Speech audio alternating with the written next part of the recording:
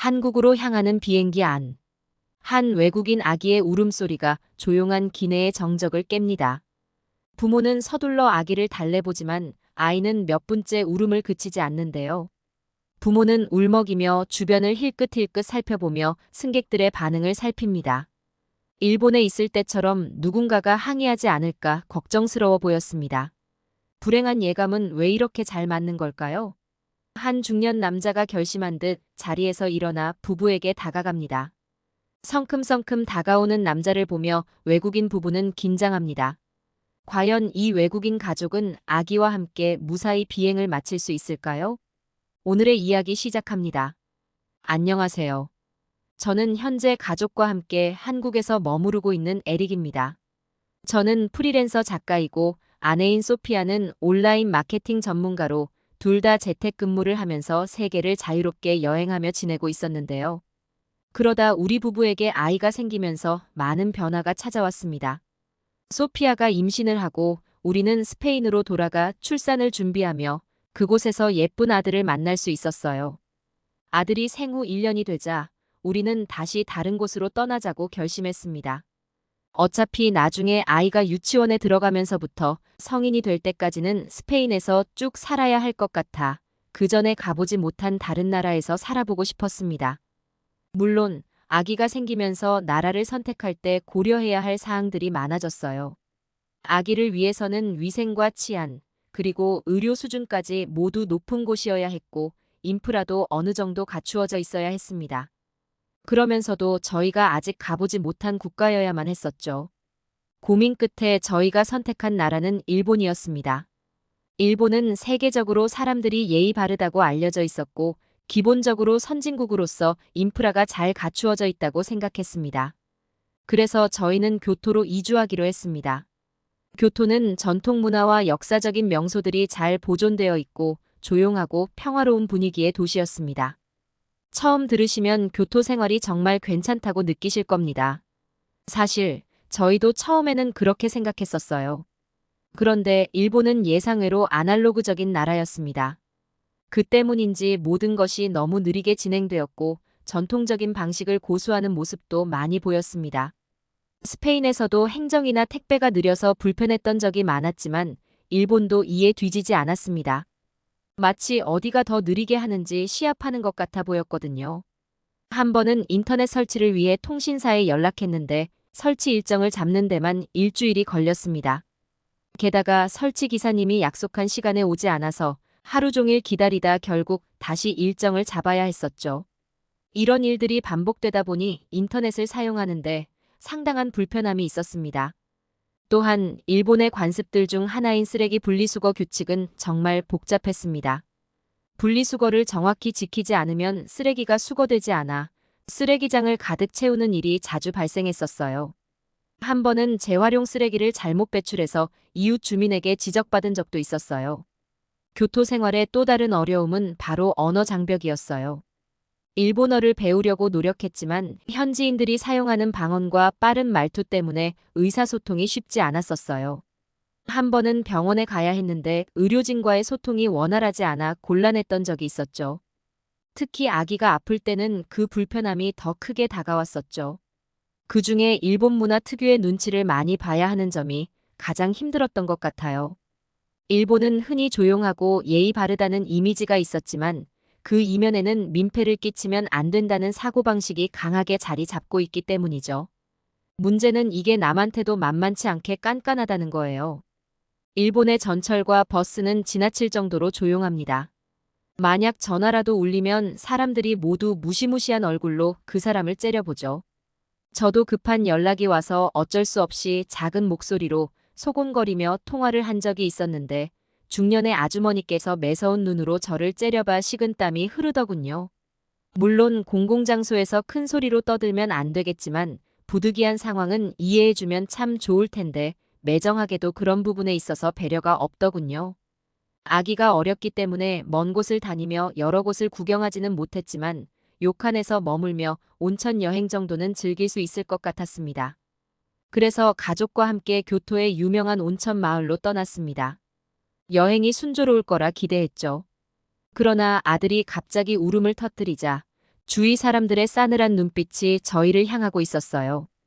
대놓고 짜증을 부리거나 호통을 치는 건 아니었지만 침묵 속에서 노려보는 시선들이 오히려 더 무서웠습니다. 저와 소피아는 어떻게든 아들을 달래려고 애썼지만 아기는 쉽게 울음을 그치지 않았습니다. 결국 우리는 좌석칸을 나와 아이를 5분 가까이 달랬고 마침내 아들이 울음을 멈추었습니다. 안도의 한숨을 쉬는 그때 철도 승무원이 조용히 다가왔습니다. 몇몇 승객분들이 아기 울음소리에 대해 불편을 접수하셨어요. 죄송하지만 다음 역에서 내려주실 수 있으신가요? 저희는 깜짝 놀라면서 이제 아이가 그쳤다고 열심히 해명했지만 승무원은 죄송하다는 말만 반복하며 내릴 것을 요구했습니다. 결국 저희는 다음 역에서 내릴 수밖에 없었습니다. 정말 기가 막혔습니다. 아무리 아기가 울었다고 해도 저희는 사람들 눈치가 보여 좌석칸을 나와서 달랬는데 그것조차도 못마땅하게 보고 클레임을 거는 사람이 있었던 모양입니다. 다른 어느 나라에서도 아기가 울어서 기차에서 쫓겨난 이야기도 본 적 또한 없었기에 정말 어처구니가 없었죠. 결국 저희는 다음 역에서 기차에서 쫓겨나 택시를 타고 이동해야만 했어요. 택시비로 1만 엔, 즉 한국 돈으로 약 10만 원을 지불하고 겨우 여행지에 도착했습니다. 그 사건 이후로 트라우마가 남았는지 일본 내에서의 여행은 생각도 하지 못했어요. 그래서 예전에 살았던 스위스로 다시 돌아가기로 했습니다. 저희 부부는 결혼 후 처음으로 방문했던 나라가 스위스였거든요. 의료시설과 인프라를 고려했을 때 가족이 지내기에 가장 적합한 도시라고 생각했어요.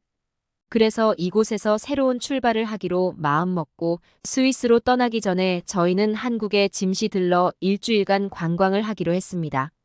넷플릭스로 한국 드라마를 보게 되고 한국어 공부까지 했던 아내 소피아는 드디어 꿈꾸던 한국을 볼 수 있다는 생각에 무척 들떠 있었습니다. 하지만 그녀는 한국과 일본이 지리적으로 가깝기 때문에 문화적인 정서도 비슷할까봐 걱정이 되었어요. 일본에서 기차를 탔을 때와 같은 일이 한국에서도 벌어지지 않을까 하는 두려움이 있었죠.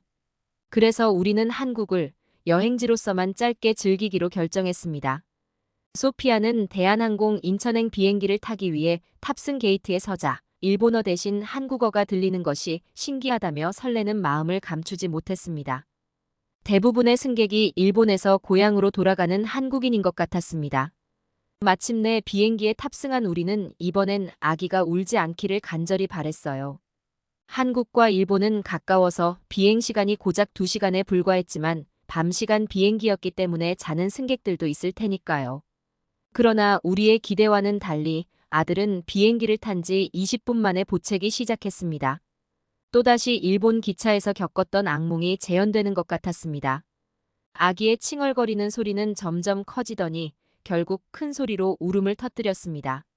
주변을 살펴보니 화들짝 놀라 잠에서 깨는 사람들, 대체 무슨 일인가 싶어 고개를 돌리는 사람들이 속출했습니다. 눈치가 보이기 시작한 우리는 아기에게 제발 그쳐달라고 애원하면서 달랬습니다. 그때 중년의 한 남성이 벌떡 일어나 저희에게 다가오기 시작했습니다. 저희 부부는 아기 울음소리 때문에 화가 난 거라고 생각하고 겁에 질린 눈빛으로 그를 쳐다봤습니다. 그 남자는 우리에게 다가와 소리를 질렀습니다. 조용히 좀 해. 다른 사람들한테 민폐잖아.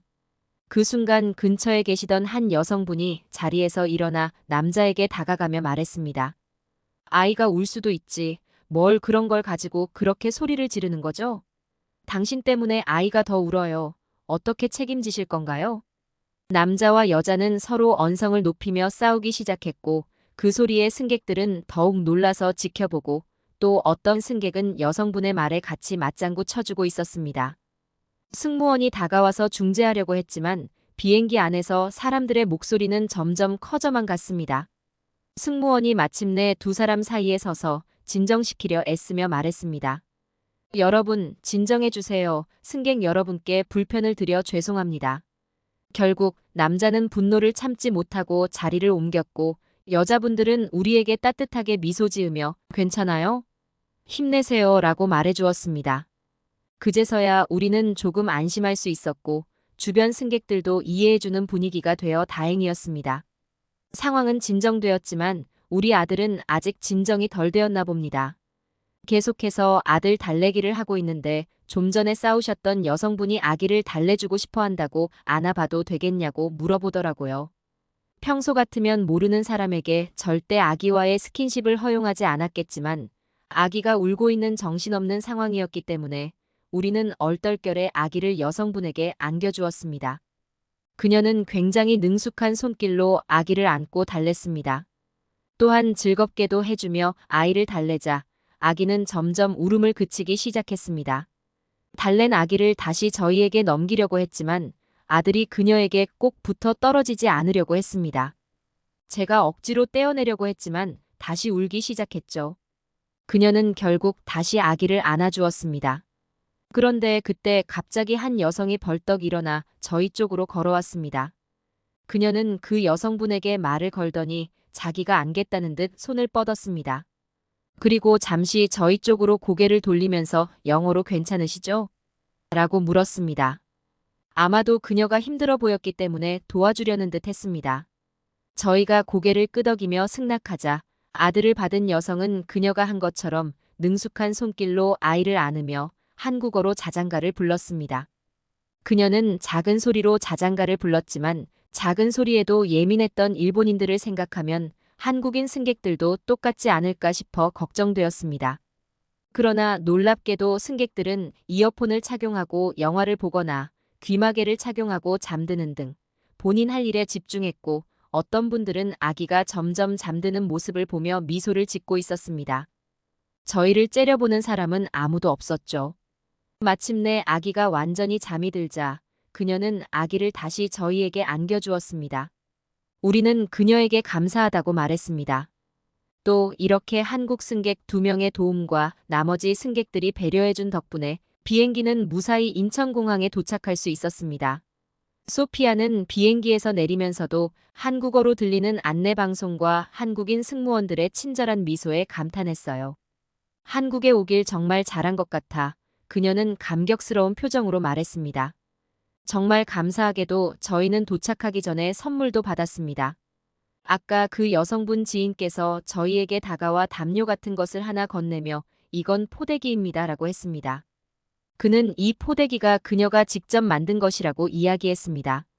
저희는 놀라며 이렇게 귀한 걸 받을 수 없다고 정중히 거절했습니다. 포장이 되어 있는 걸 보니 분명 누군가에게 선물하기 위한 용도 같았는데 그런 선물을 저희가 받을 수 없었죠. 그러나 그는 자기 손주 같다며 자기 집에 많다고 계속 저희에게 건넸고 결국 우리는 감사하는 마음으로 선물을 받았습니다. 그녀는 휴대폰으로 영상을 찾아 포대기의 사용법을 보여주며 이 물건이 있으면 아기를 쉽게 재울 수 있을 거라고 말했습니다. 인천에 도착한 다음 날 저희는 그 포대기를 사용해 봤습니다. 한국에서 유모차를 렌탈해서 다니면 좋을 것 같았지만 이번에 선물로 받은 포대기를 메고 다니니 아기가 전혀 투정도 안 부리고 너무 좋았습니다.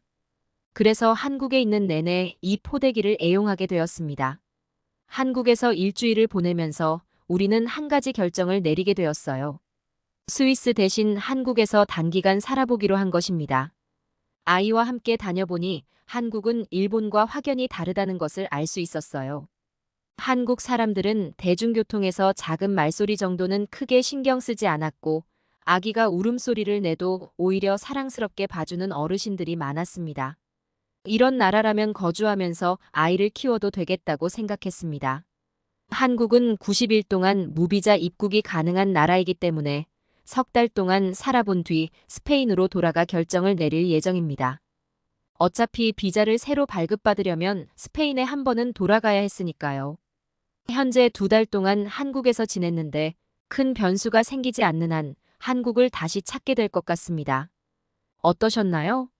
에릭 씨의 사연을 읽고 나니 저도 어디론가 떠나고 싶어졌습니다. 여러 나라를 돌아다니며 다양한 문화와 사람들을 만나고 그 과정에서 겪는 어려움과 기쁨을 모두 소중히 여기는 에릭 씨의 삶이 참 인상적이었습니다. 일본에서의 힘든 경험에도 불구하고 긍정적인 태도로 새로운 도전을 이어가는 모습이 감동적이었어요.